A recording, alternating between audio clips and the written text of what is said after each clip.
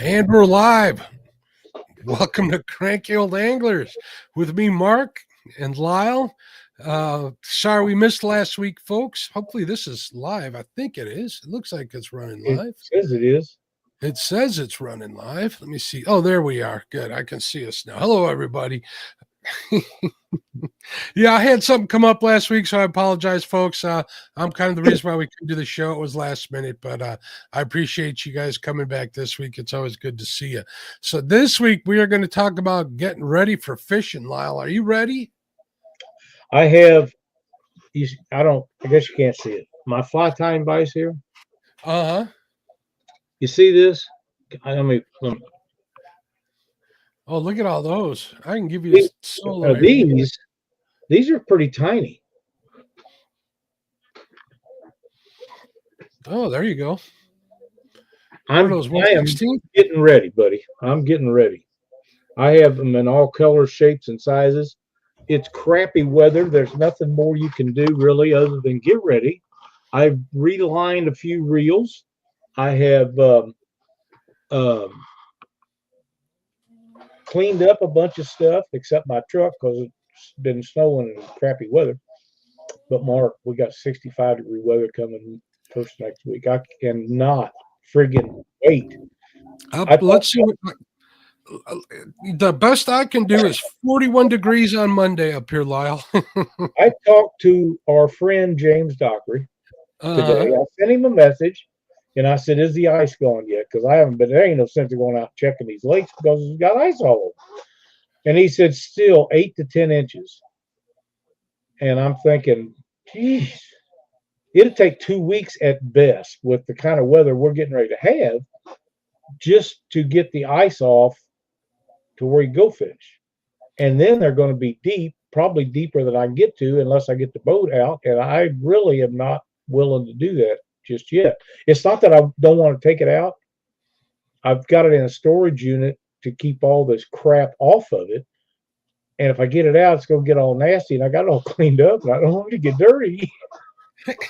You know, I did a half-ass job getting mine cleaned up before I put it away for the winter. So I'm going to go through. I'll probably throw a coat of wax on there.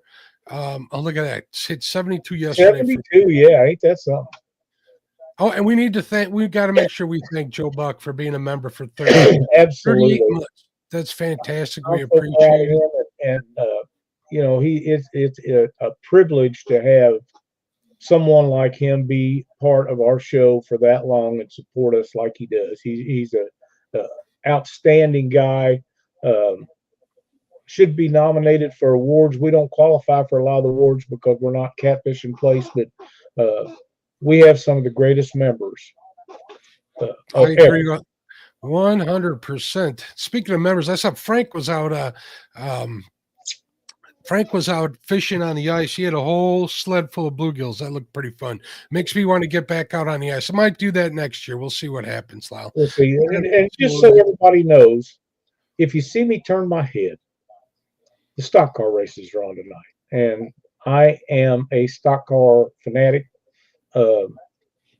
And they're running on rain tires, so if I hear something, I gotta check it out. So you're just gonna have to deal with it.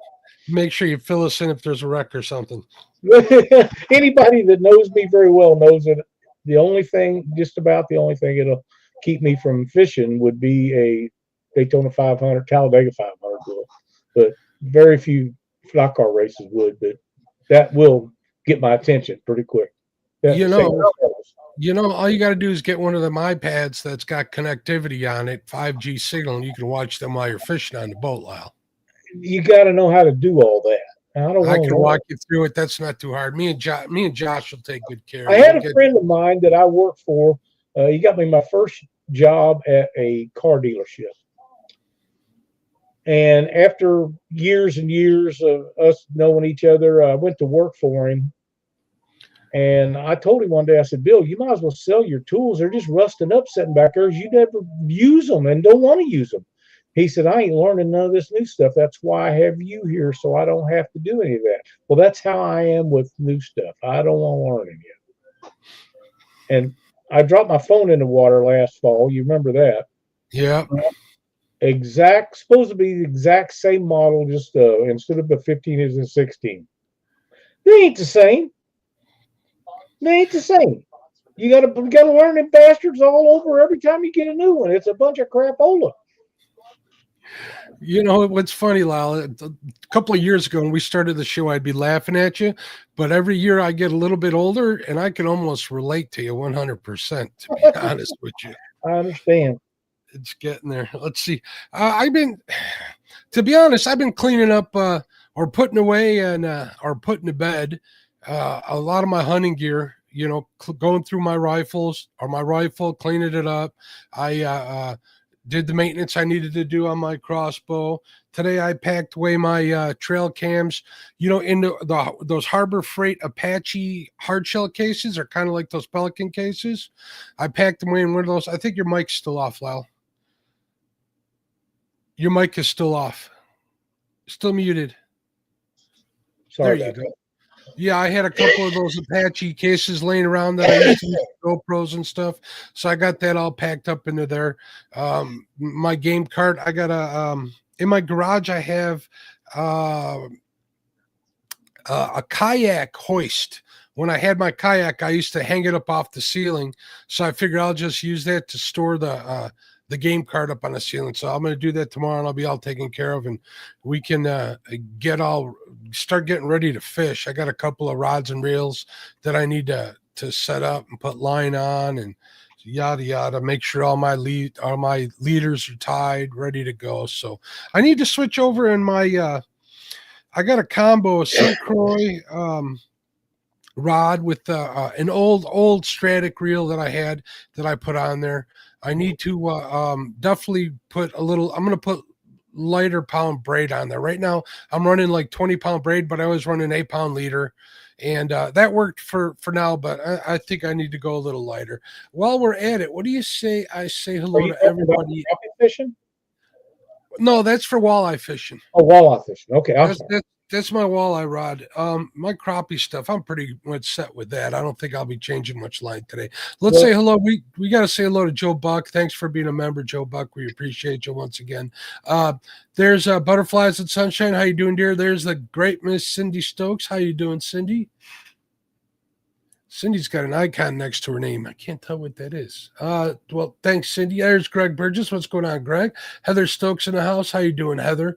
Nubby, what's going on, Nubs? How you doing? I saw some TikToks from him. He was on a cruise. Got me thinking about my cruise. And there's our buddy Schmieder of the Cedars. He sent us in those pictures of those trout he caught the other week, which were really cool. You know, I haven't been trout fishing in forever, Lyle. You need to go trout fishing with Dockery. Trout fishing? Yep. Trout fishing. You need to go trout fishing. They're so easy to catch. Yes and no. You get the fly rods and stuff. You can tie some. Don't make it about the actual catch, and make it about the technique. Tie some flies I had flies tied for that, but the easiest way to catch them, just take you a piece of white bread and make a little bitty dough ball out of it, put it on a hook, throw it out there. They can't resist it. That or go to the cleaning station wherever they clean them things and try you up some red and white woolly boogers. And when somebody starts cleaning fish, just throw it out there. They don't know the difference. Trout are too easy. Okay. Don't go trout fishing then. I went to the boat show. We'll talk about that in a minute. Over the weekend, needed to get out of the house, so we went out there. But on the way home, we stopped at my friend's restaurant, and there's a gentleman sitting at the bar where we were at, and his wife's talking to my wife, and the bartender's there, and he says, well, Mark likes to fish, because I guess they knew this other guy. So I had a long conversation with this gentleman about fishing, and he was telling me some of the tallest tales I've ever heard in my life. And I just sat there politely and took it, Lyle. Sound like Chad, did he? Oh, my. Actually, it was worse than Chad. He was all over the place, Lyle. Oh, my God. Wow. Look at it. Cindy says trout don't taste good anyway. The only way I like trout is if it's fresh. like catch it and throw it on a fire, then it isn't too bad. Or like I've said many times, I like it smoked. It isn't bad when it's smoked and fresh, but if you stick it in the fridge, even if it's smoked, it doesn't taste great soon after. You know how the best way to fix trout is? Put it back? No, fire you up the grill. Don't put the top on it, just over the charcoal. Get you an old plank board off a shit house and put it on there. Throw away the fish and eat the board. From the shit house, usually they say cedar plank when they're talking about smoked carp. That's what I usually say. Garbage. People will eat anything. People will eat anything. Yeah, look at this. Linda says they use trout for bait for flatheads. It's illegal in Missouri, or I'd do it. I don't know if it's illegal here or not. I never did. I've tried trout heads and didn't even get a bite, not even a channel cat. So really? I tried it once. I smoked some trout, saved the heads, tried them as bait, and didn't work very good. So worked about as good as drum did. I see them guys use drum for bait. You never see them catch anything on it, but they always use it because it's easy to come by. A lot of times you get them in your cast net. I've used it. I know other guys have used it, never got a bite on it. It not only is horrible table fare, it's worse for bait. Nothing eats them nasty suckers. I love using carp. I'm talking about 6-inch, 7-inch carp, little baby carp that I'll get in a cast net every once in a while. They're hard to come by around here because all the carp are so darn big. But I'll put one of them under one of them whisker seeker floats that I like to use, Lyle. And I'm telling you, when that float goes under, you know you got a flathead when that happens. You know, carp are real bloody. And I think that attributes to the fact of why they're such good bait. I'm talking live, but yeah, I agree. When I use a carp for cut bait, I'll throw it in a 1 gallon Ziploc bag, and I make sure to bleed them out into that bag first, so all the cut bait sits in that blood. You know, Mark, you can take them and even live and just scrape the scales off of them and put a slice in the side of them. They'll live a long time on a hook like that. I'm sure they will. Most fish will. I mean, look how long a bullhead will last on a hook. Oh my God, they'll last forever. I've used one multiple trips at one point. I took it off the hook, put it back in my live well, and it was there the next day to use. I think I even caught a fish on it too. I had, water temperature has everything to do with that too. In the springtime, I can run a bluegill all night on a hook and it'll kick like crazy. As soon as that water temp gets up, into like 78, 80 degrees, that's when they start dying on me for some. Let's just go over that for a second, Mark. Bluegill, bullhead, those are some of the most hardy fish for bait that there is. They'll last for a long goldfish, last a long time on a hook. Now there's others that don't last very long at all. Chubs, they don't last very long. They don't last very long live. And for me, the best thing I do, and I like using them because they're great channel cat bait. I dearly love channel cat. The best thing to do with them, in my opinion, instead of trying to keep them live, is just to throw them on ice immediately and cut them up. Yeah, I have the same problem with suckers. When we go out and get some suckers for bait, they'll last a little while, as long as you hook them through the nose. But then you got to use a quick set rig because you're going to miss bites if you're hooking them through the nose. I don't care what you say. That's right. Greg says speckled trout are good, but he prefers them fresh. But speckled trout, aren't they saltwater fish? They are. Yeah, that's what I thought. That's different. They look like they're fun to catch. They fight like the Dickens, from what I can tell. Yeah. I've seen a couple of videos a while back where a guy was catching them off close to shore, but by some oil facilities. He was like throwing it in the rigging and stuff that they had set up out there, and he was slaying them. It looked like a heck of a lot of fun.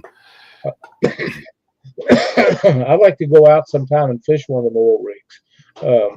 I've fished on the ocean, and it was fun. I don't think they fight as hard as everybody claims they do. The ones we caught didn't fight near as hard as the blue and flathead. Just did. Period. In the conversation. Not even close. Well, what'd you catch though? What were you catching? Maui, and I don't remember what Oh, else. mahi. Those are like, they call those crappie, saltwater crappie, because they kind of act the same way.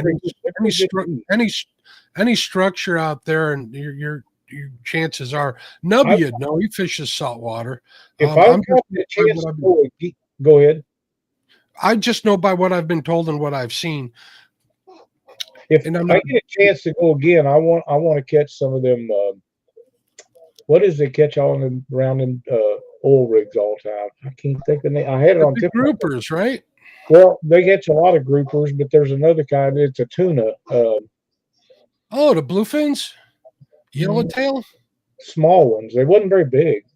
The bonitas they catch, but those they use for bait. Like the mackerel also. Mackerel's good eating, from what I understand. They're so fast. Yeah. You know, they're really fast. I'd like to try something that fights harder than them, because I wasn't impressed with the fight on that at all.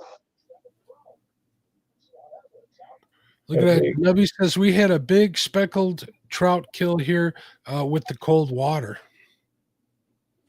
I think that cold weather is going to affect a lot of things across the nation.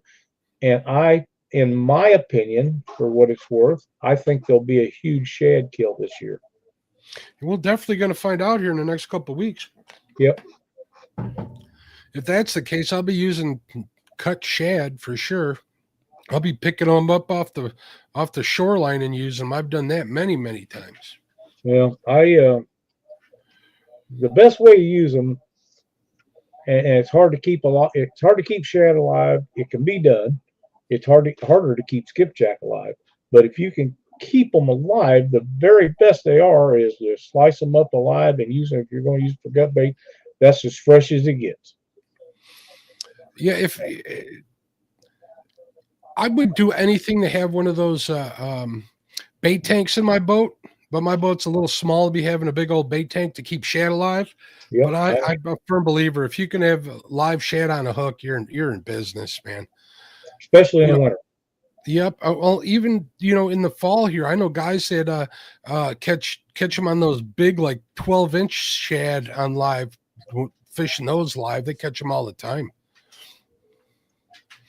Nubby says mahi are absolutely amazing fish to eat and really run when you catch them, I guess is what he's saying. They sound like fun. I would try them. They're all right to catch. I mean, they don't fight like I expected it to be, because you would think saltwater fish, man, they're out that vast open. They have to swim their butt off all the time. They should be like an athlete, in shape all the time. They should fight hard. I just wasn't impressed. Nubby says king mackerel are okay to eat, but the Spanish mackerel are great eating. I've heard that too. Definitely heard that. There's Buggy. What's going on, Bugman? How you doing? Last weekend, all right, we had in December was my birthday, and I was sick for pretty much most of the month. And we had made an appointment to a fancy restaurant, not an appointment, a reservation to a fancy restaurant.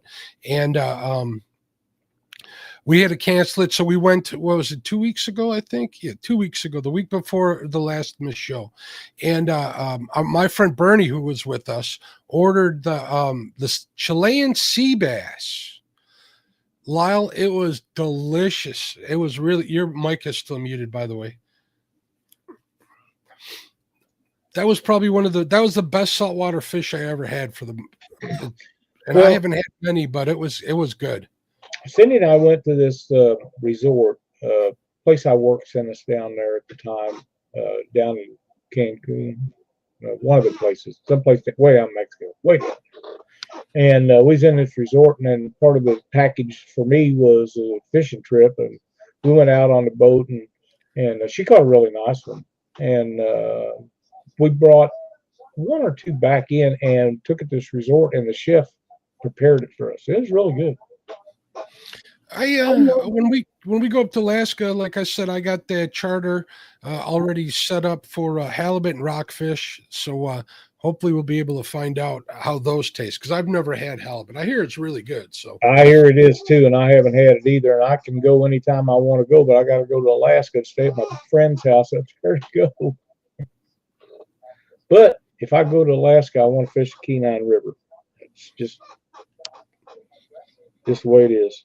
That was one of the fishing trips I could pick, Lyle, for salmon on the Kenai River. They had set up, but I've caught salmon. I want to get those other two off of my list. So Jackie's caught halibut over 100 pounds up there. Nice. But it's just like anything else. They're not all that size. No, I'll be happy with any size. I ain't gonna lie. Absolutely. Everybody talks about the big barn door halibut and stuff like that, but you would see a heck of a lot more pictures of them if they were, easy to catch, which I don't think they are. So I'll settle for one or two. If I catch two, they'll actually pack it up and ship it home for you, or they'll cook it on the boat. So that'll be cool. Oh, that's what I'd want right there. Port of Arda, yeah, that's where we're at. But yeah, there's a lot of big fish. I mean, you can always go shark fishing too, Lyle. They fight hard. I don't know why that is, but it doesn't interest me. I don't know why. And I mean, I'd do it. I don't mean I wouldn't do it, but I'm not raring to go on it. There's a lot of other fish I would rather catch than like a Goliath grouper. I don't think I could, with my shoulders, both of them being had surgeries. I'm not sure I could handle one of them. I don't know. The Goliath grouper are huge. They're not all huge, but you're after the big ones. I mean, let's face it. If you're going after the biggest one there. Yeah, groupers, I bet they are. Nubby says, but the groupers are the fighters of the sea, in my opinion. I like snapper. When I was in the Bahamas, I had a whole snapper and I had conch salad. I wasn't a big fan of the conch salad. It was chewy. And that guy was behind the scene. What did you say that was? Conch. Oh, it's a snail. A snail. Wow. A snail? They're snails. They're the ones in them big shells. Yeah, if I knowed it was, I wouldn't eat. I'm not going to say that because Josh is probably listening. The ones they use like horns to make noise. Okay. And there was a guy behind the stand where we were buying these, and he was beating the living daylights out of this thing with a hammer, and it still was rubbery, like chewing on rubber bands. It was crazy. Conch. That's right. You tell him.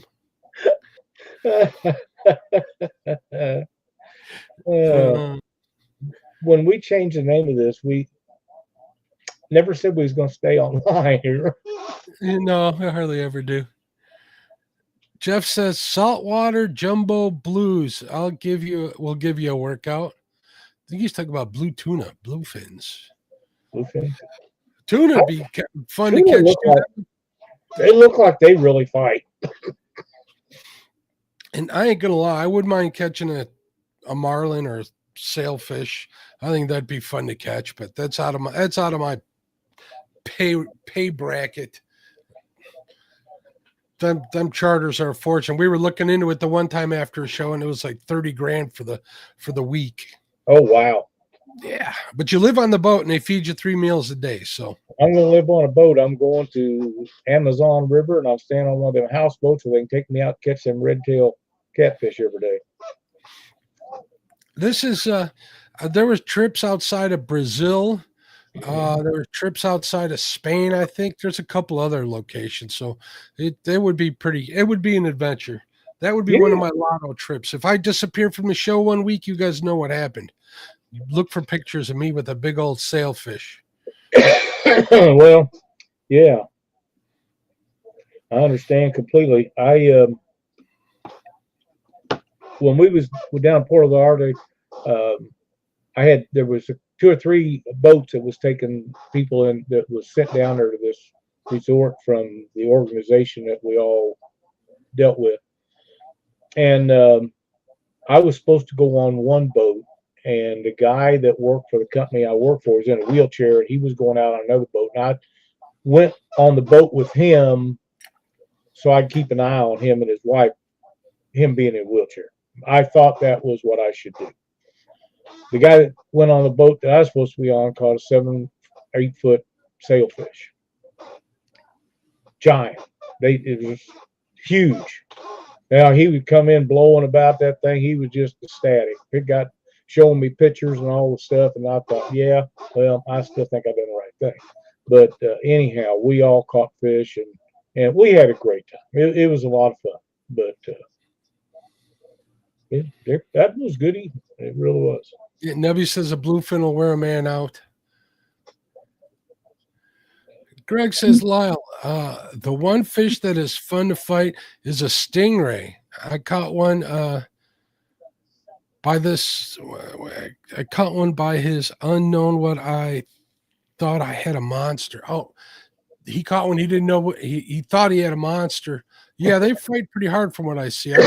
Well, they're flat. Well, yeah, they're big. They got big wings for paddling with. Yeah. So, yeah, I can see where they would be or could be extremely fun to catch. But it's like a turtle. I don't want it in the boat with me. Yeah, I'm not a big fan of catching turtles either, and I've caught plenty of them in my day. I know somebody else that's caught a ton of them. And they're good at killing live bait too, that's for sure. Oh yeah. And they'll eat any kind of bait. Doesn't matter. Worms, cut bait, live bait, chicken. It don't matter what you put on a hook, a turtle will eat it. I try to get the hooks out of them when I catch them, but that always isn't possible. If I can do it with them in the water, yes. If not, I just cut the line off and they can have the hook. I got more. If I got my crazy buddy Tony in a boat, he'll hold on to that sucker while I work the hook out of him, which works by the neck. No, he grabs him by the sides and holds him up like this. Or if it was the one we caught, one big snapping turtle, the thing had to have been 40 pounds, Lyle. It was a friggin' monster. And I'm like, dude, just cut the line. I mean, kids walk around with steel through their mouth and their lip. They ain't gonna hurt this turtle none. That's like, no, let's get some pictures with it. So we got it out, and he's holding on to that thing. That thing stunk so bad and had so much growth on it. Thing had to have been ancient. But we got that circle hook out of him and let him back in the water, and he just paddled away like nothing happened. So, yeah, and that's like gar. I don't want them in the boat either. Just don't. That's right. Says, Mark, it was a male now, trying to be nice. He said he's right. I don't want them turtles in the boat. I've seen, and I know what it's like when they bite you, and they ain't coming in my boat. And if you try to bring one in there, I'll cut your line for you. It makes no difference to me. Butterflies and Sunshine says Skywalker, which is another guy that's in the live community here, wanted us to use pork chops for bait. The only thing that took it was the turtles. Yeah, well, it is Skywalker. I don't know what to say. That pork chop's getting marinated and grilled in my house. I ain't using that for bait. Same goes for chicken. I'm not wasting that chicken unless it's old. I tried to do that one time, Lyle. I was dragging baits, and it was a live stream, and it was chicken versus cut bait versus bluegill, right? I dragged for like 2 miles. I didn't even get a bite. That was a long, painful stream, but we made it through there. I wish I could have proved it wrong, but I couldn't. We might have to do that again this summer, see which one bites. Well, it's worth trying. We talk about this a lot. I have actually caught fish on chicken, but never anything of any size.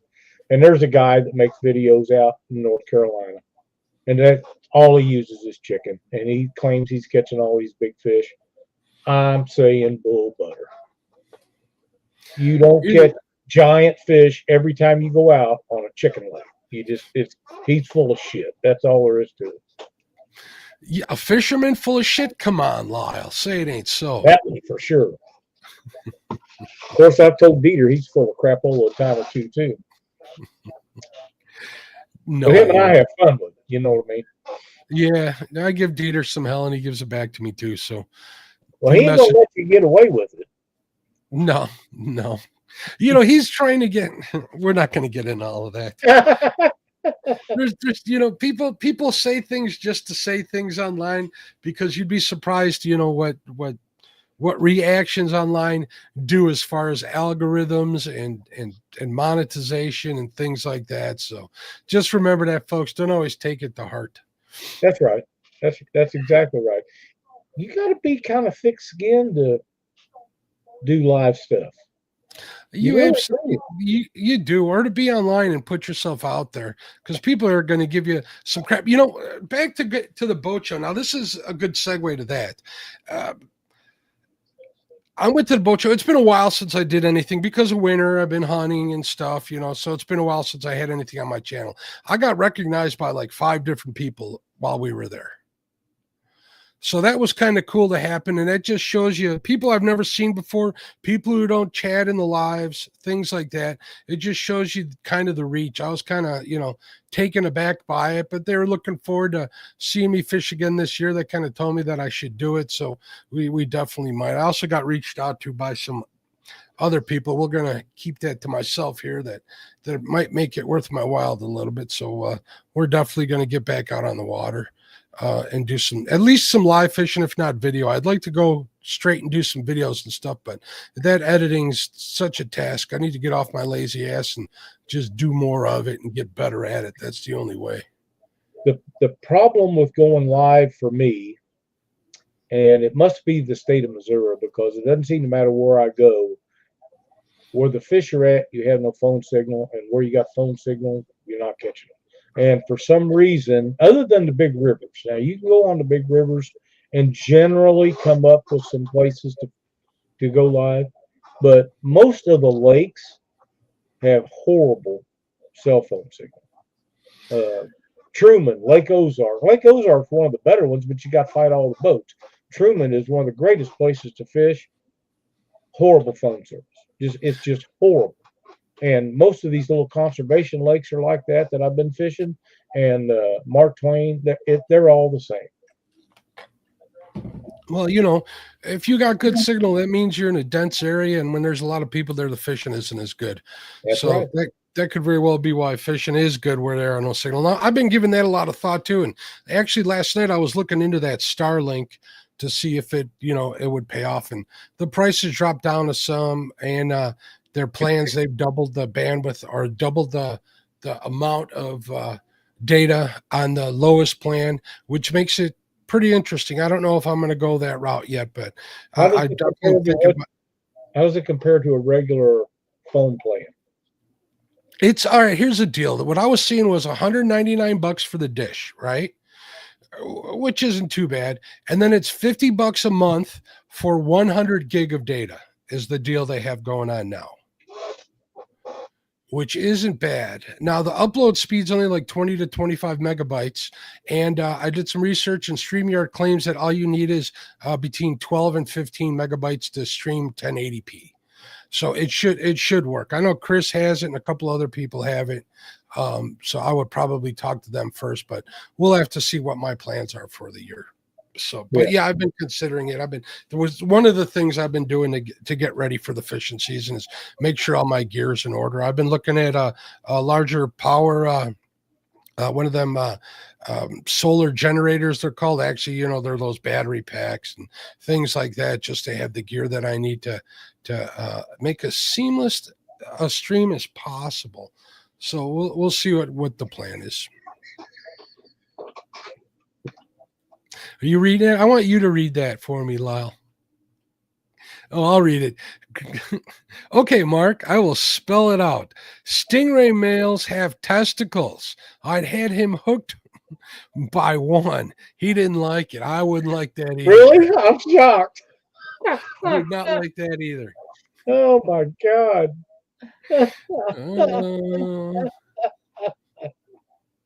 I didn't know they had nuts. Yeah. No, that's nuts, Greg. I missed the joke there. That's funny, though. It really is. Yeah, so I'm jonesing to get out and fish. Now that I'm done hunting, it didn't take long for me to go back in the fishing withdrawal. So I have all my cameras sitting here, charged up, ready to go. And I hook a charger up to each one of them about every 3 or 4 days, just to top them off, make sure everything's good. My camera bag's in here right beside the desk, ready to go. All I need some decent weather and the ice to go away. That might take a while. I did tell you before the stream that they're still racing snowmobiles and ATVs on the river here. So, and that doesn't happen too often. So there's got to be plenty of ice if they're doing that out there. Oh yeah, absolutely. I did see a video today where somebody's snowmobile fell through the ice. I've seen that, and that'll happen. I keep telling myself, be glad you're not like them dummies and get out on that ice. Especially now with it melting. You got to get that vehicle, whether it's a car or side by side or ATV or snowmobile, out like right away, because the EPA, they'll fine you by the day for that, and it's tall. Really? Oh yeah. Remember we had that kid from Wisconsin on the show, and he sunk his. Yeah. He had to pay like $700, and he only had it in there like for a day or two. That'd be kind of tough sled, wouldn't it? It would be. You got to pay to get that pulled out, or have a friend who knows how to do it. It ain't that easy. This guy had a wrecker pulling his out. The wrecker backed up on the ice right where the hole was, where that thing was in there. And I'm thinking, a couple of dumbasses here. It can't just be one. There's more than one. Up here in Lake Geneva, they have an ice carving festival every winter, right? And for the longest time, they used to have people park on the ice. One year it wasn't a good idea. They sank 13 cars through that water. Wow. Made the news, the whole deal. It was a big deal. Now they don't let anybody park on the ice. Well, that makes sense to me. Just for anybody watching, Denny Hamlin just took out some more. That's the second or third wreck he's caused tonight. So is he just driving reckless, or is that just him the way he is? That's just the way he is. What do you expect? He drives that Toyota.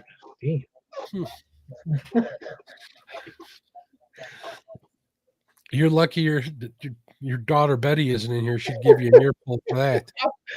I don't care. I worked in the automotive industry my entire life. I can tell her stories and scare her to death. She'd never buy another one of them junkers. Speaking of which, my wife has to travel sometimes for work, and she's in the automotive business, so she'll get they'll give her a car off the showroom floor to drive.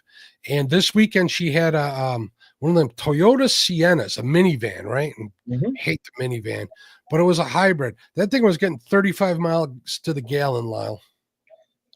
Ain't nothing wrong with that. I don't care what it is. I was thinking she'd have to fill that sucker up once a month to get to work and back. So it's crazy. Right now she has to fill up every week. That's $70 a week. It adds up. It's cutting into my fishing fund. I never will forget. I had a friend of mine that worked with Cindy, actually, and he bought his wife a Jaguar. Pretty new. It wasn't brand new, but it was pretty new. And he come in one day and he said, something's wrong with the windshield wipers. It's never got fluid in it. I said, well, you got a leak somewhere. It's just running out. He said, well, I hope it's a hose. I said, well, we'll look. And he left it there that day, and I found out that it was actually the tank reservoir for the windshield wiper fluid.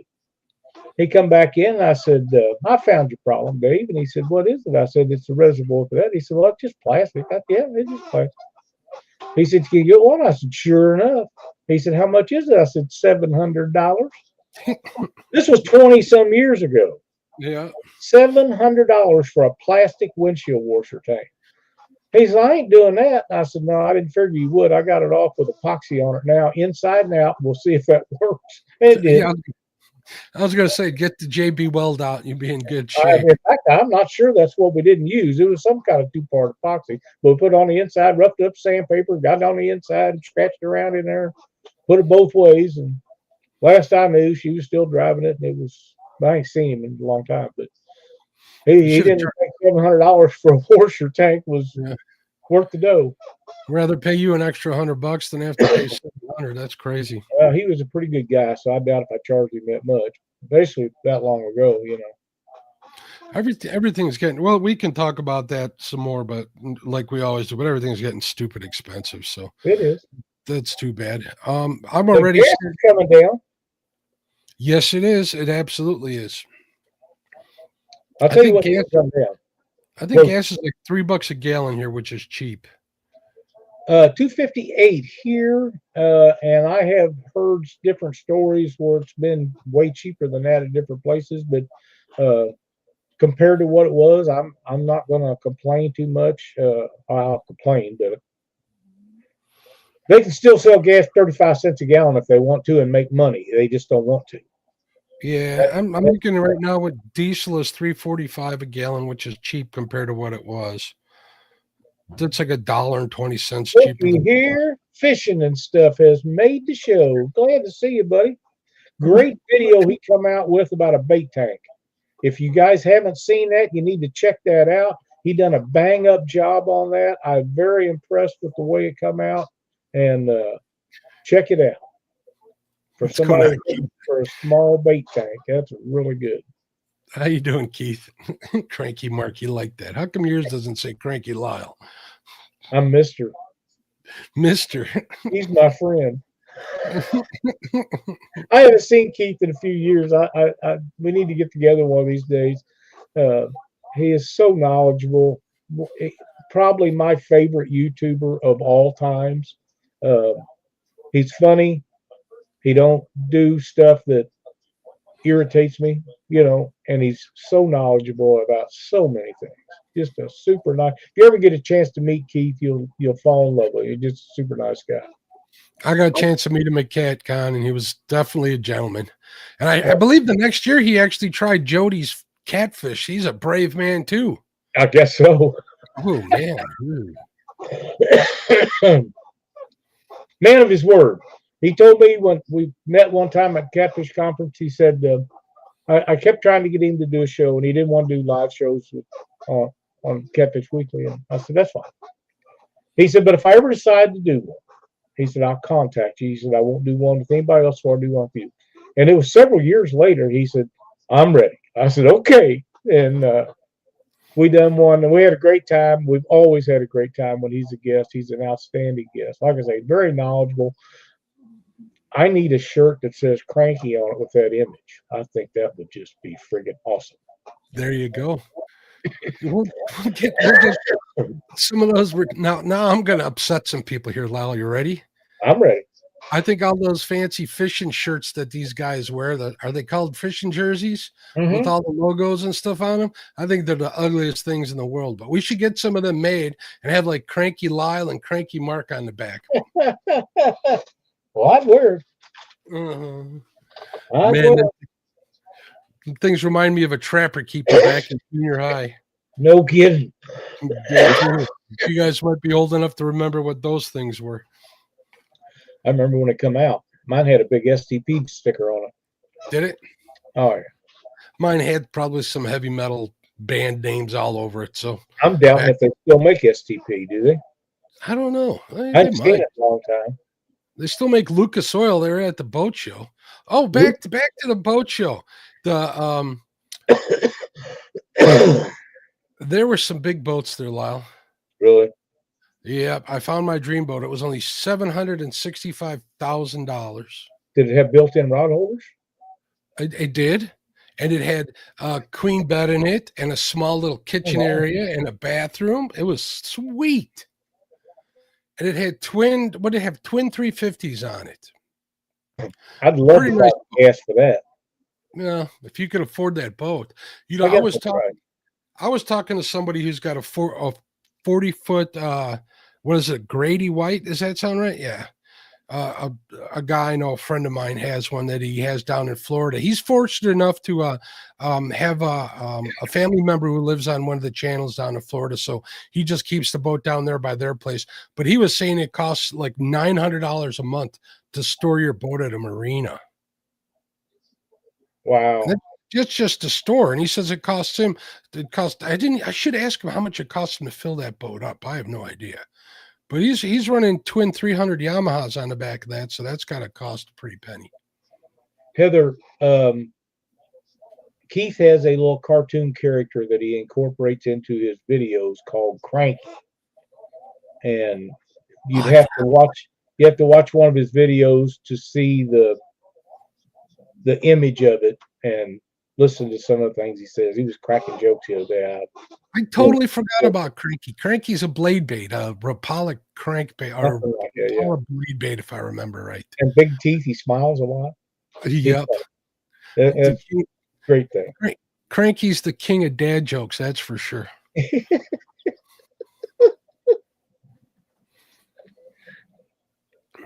So what else are you doing to get ready to go fishing, Lyle? You got your backpack already? What's that? You got your backpack that holds like 15 cases in there, 15 Plano cases?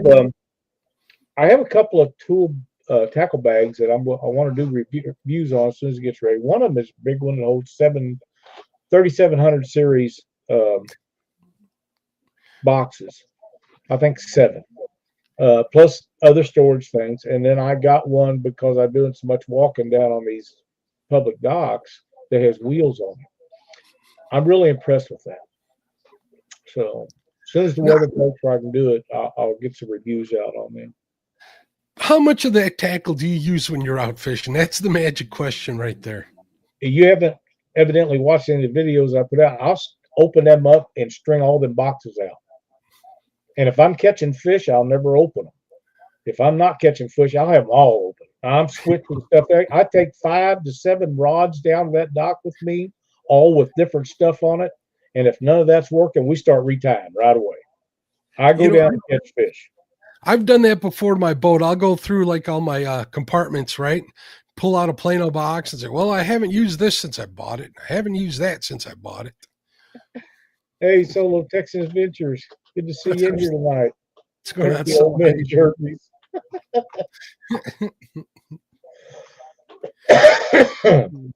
Yeah,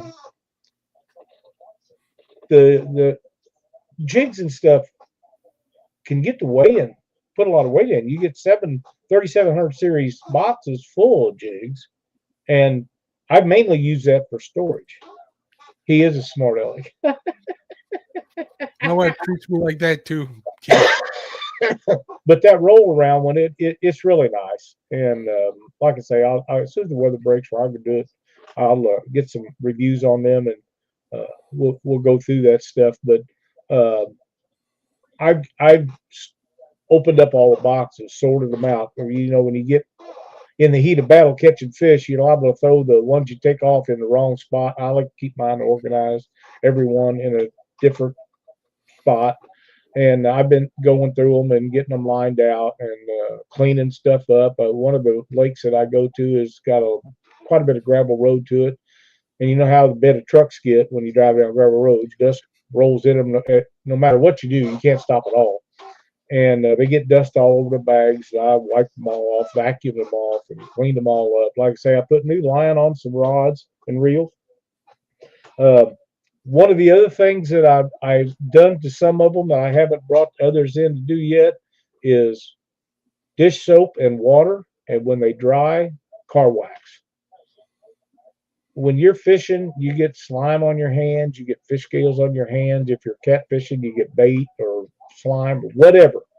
If you'll put car wax on them after they're clean, and any kind of dishwashing soap, doesn't matter what kind it is, clean them up, dry them off, put that on them. If you want to, you can put some cork preserver on the cork handles.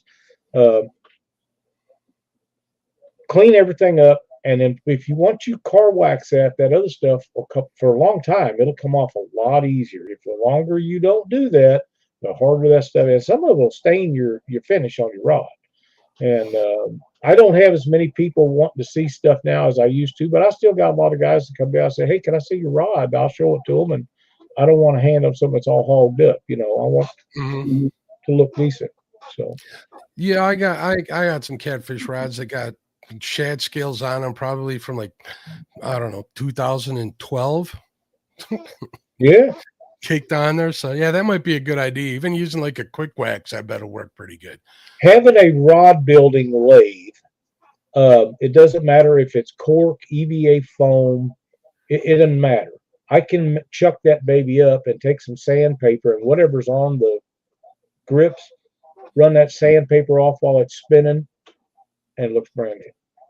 Yeah, I've hit them before with Scotch Brite. That works pretty good too. That works. That does. And you can take Scotch-Brite pad and dishwashing soap to your cork, and it'll make amazing difference. A stiff bristled brush, like one that you brush your dog with or something, or clean tires with, that'll help get that stuff off there too. But wax is your friend, I promise you. No, I've seen people use the specialized, like iFish does this all the time. He buys that special cork sealer to seal his corks. Is there anything else you can use on those? I've tried a lot of other stuff, and some of it works okay. Some of that wood preserver stuff will work. You have to watch it or it'll make your cork hard, where that stuff does not, and it soaks in and it's not tacky. Some of it leaves your cork tacky. So I'd have to look and see the name of some of the stuff that I've tried that will actually work. But that cork preserver that you buy from a rod building company is by far the best that I've used. Maybe I need to order some of that stuff up, Lyle. We might have to go shopping after the show, bud. Okay. And it doesn't, there's no sense of putting more than one coat on it, because once you seal it, whatever else you put on there doesn't sink in. It doesn't sink in because it's just one coat of it and you're done. Yeah, because I got 4 new rods from the good folks at Whisker Seekers. They got cork handles, so I'm going to make sure I get them sealed up so they look good. Cork handles for me doesn't last. Of course, I'm not hard on stuff as I used to be, but cork handles doesn't last as long as EVA foam. Although EVA foam does get hard and then brittle. I use a lot of stuff, some stuff called Hapalon a lot. It feels like EVA foam. It's soft in your hand. You grab it and your fingers sink into it. Lasts a lot longer. It's not as good as it used to be because the government made them change the formula on it, because the other stuff would never deteriorate. And the new stuff, supposedly after so many years, will deteriorate if you drop your rod block. Go figure. Yeah, I think you put that Havalon on the rods that I got from you. So if you got a rod from me, it probably had that on there unless you specifically wanted EVA foam. But cork, there's something about cork. It just feels right.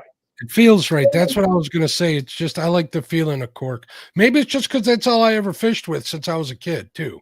I just think it's perfect if it just lasts forever, but nothing lasts forever. I don't care what it is. It's lightweight. You know, it doesn't, a 14.5 or 15-inch rear grip and a 3 or 4, 5, 6-inch front grip doesn't add enough weight to a rod that you ever notice the difference. But what lasts the longest is paracord, and easy to clean, easy to keep clean. Paracord, and you can just rewrap it if you rack it. It don't take no time. Like I say, I have a lathe, and I just put it on there and hit that foot control, and I got her up, tie her off, and I'm done. I think Hagen Grubbs did a video on how to put paracord on a rod too. So the way I do it, I can do it in 1/10 of the time it takes him to do it. But I have the equipment. But you have a lathe. We're not buying a lathe. Right, yeah. No, them lathes have got to where they're $600-700 for ones like the ones I've got. I have 3 of them. One of them, a couple of motors went bad, and I started using them for parts. But I mean, I could fix it back up without a lot of trouble. It wouldn't take no time to do it. They're just 2 motors and 6 wires. I mean, it ain't a big deal.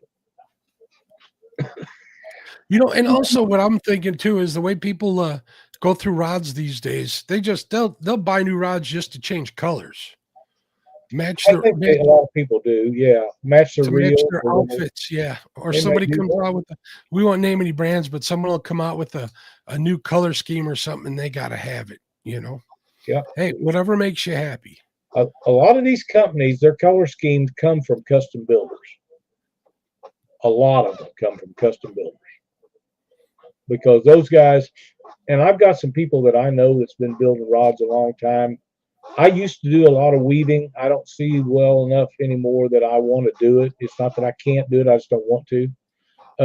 But some of these guys, there's a guy down in Texas, a friend of mine that, well, we've never met, but I mean, we've been known each other for years. Does some amazing weaving. And it all takes time. And my people that I build rods, they don't want to pay it for the time it takes to do that. And I used to weave people's names in the grips and different things, but you know, it just costs a lot of money, because if you can't make a couple bucks off your time, then there's no sense even doing it. There's this young lady that I've seen on TikTok from time to time. When the busy season comes by, that builds rods on there, and she does a pretty ridiculous job on the weaves and stuff that she does on those rods. So Yep. she spends a lot of time doing it, and I'm sure she charges a pretty penny for it, but she does some pretty awesome stuff. Yeah, you just have to. I used to do a lot of thread work. I do a lot of marbling now. People seem to like that all right. It doesn't take as long. They look really nice. I make all my own decals. A lot of the other people they send off, there's a place called Decal Connection that does fantastic work. Make any kind of decal you want, but you got to know the exact font, the exact size you need it to be, and all of that stuff, so where it looks right. But Debbie does a super job, and I don't remember where they're out of. Her and her husband own that company, and they've been doing it forever. But they do excellent work, and they have the printer that'll print things that a lot of printers won't print. Like gold is really hard to print. If you're not careful, your print on the decals that I use are water slide decals, and they'll be translucent, and that never works out. Black is by far the easiest for me to do. Some people use gold leaf on their stuff too. That gets kind of pricey, I imagine. It does. Yeah, pretty good stuff. Hey, Sampy, what's going on, bud? How you doing? There's Mike Sampson. He joined us. Better late than never. I think he was one of the first ones in. I think he was the first one in. As soon as I post the stream, he's always in there commenting on saying hello to everybody, just to let him know that he sees we're gonna go live. So that's always nice to see Sampy. It is good guy. Comment like that. Another one of the great viewers that we have. That is correct. That is correct. But we're going to be into fishing, Mark. It's going to warm up. This ice is going to be gone. I hear stories of people talking about new storms coming in. It's not in my forecast. We might have a day or two of rain or sleet or something, but it's going to get cool and jump right back up into the 50s and 60s as the projected month-long forecast looks for me. So I'm hoping in a week or two that this ice is gone and I can go out and catch some fish. To be right honest, I'm running out of fish. I've just about ate it all. I got a little bit left. I need to replenish my supply. Bugman says, "Hey Mark, I used some of the small jig heads you sent me catching bluegill yesterday.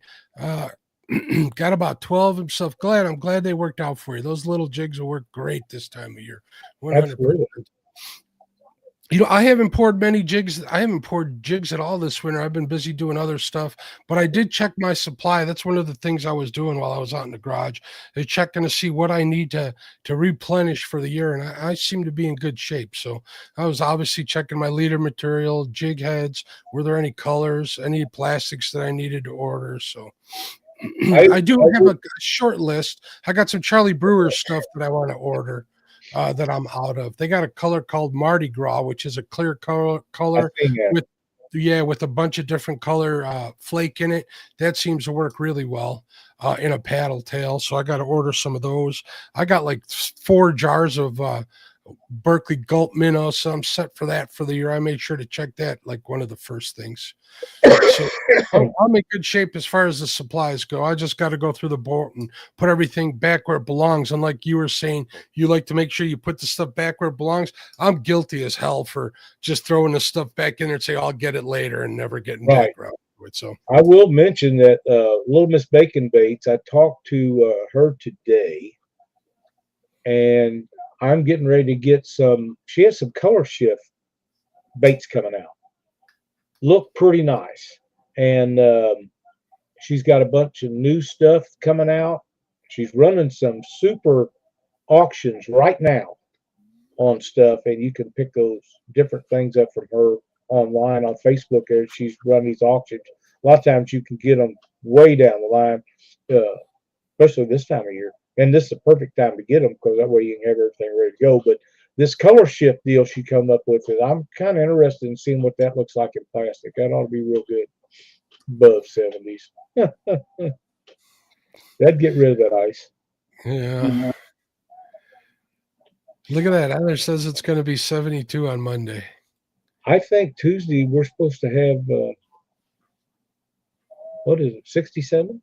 Something like that. I don't know. I'm still going to be freezing out here. I'm not, you know what? I want to get out fishing again, but I'll tell you what, I'm in no big hurry for muddy paw season, and that's right around the corner.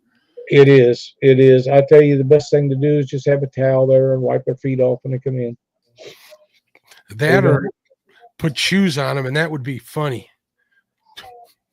I heard somebody else done that the other day. Oh, yeah? You'll have to tell me about that. Heather said that Cindy put that on her dachshund and maybe both of them. I think she sent me a picture, come think of it. I've seen plenty of videos of dogs with little booties on. They don't seem to like it. These two will probably deal with it, but it'd be fun to watch them try to figure them out. That's for sure. I think I missed the end of the race. Oh, no. Well, we are at an hour, Lyle, so why don't we say goodnight to everybody? Good night, everybody. Good night, everybody. Get your stuff ready. We'll be fishing in no time. Hopefully the weather will straighten out. And thank you again for watching. We appreciate you all. And thank you for being understanding about last week. We appreciate you. We'll be back with some kind of crap next week, I promise. Heck yeah. All right. Bye-bye.